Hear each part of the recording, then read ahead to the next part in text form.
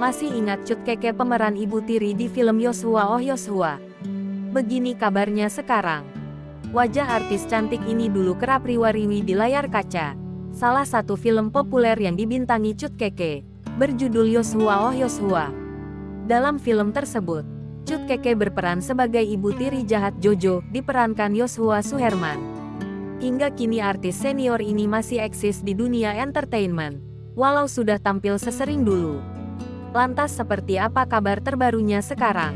Seperti diketahui Cut Keke pernah menikah dengan seorang pria berdarah Arab yang usianya lebih muda 9 tahun, yaitu Ghatan Saleh Hilabi pada tanggal 8 November tahun 2001. Namun keduanya bercerai pada 2005. Dirinya kemudian menikah secara siri dengan pengacara bernama Malik Bawazier dan melahirkan anak di Rumah Sakit Pantai Indah Kapuk, Jakarta Utara pada tanggal 26 November tahun 2006 yang diberi nama Safier Rasyad pasca Alifa.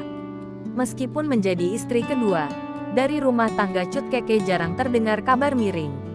Dalam obrolan bersama Maya Estianty dan Dina Lorenza, Cut Keke mengaku harus melewati proses yang panjang sebelum akhirnya bisa akrab seperti sekarang. Cut Keke mengaku saling berhubungan baik dengan istri pertama Malik walaupun tidak tinggal satu atap. Pesinetron berusia 49 ini menuturkan, mereka mendukung satu sama lain, terutama dalam hal mengurus anak. Dia lalu menceritakan perlakuan baik dari istri pertama Malik kepada anak lelakinya. Cut Keke menuturkan putranya memanggil istri pertama sang suami dengan sebutan Mama Atin.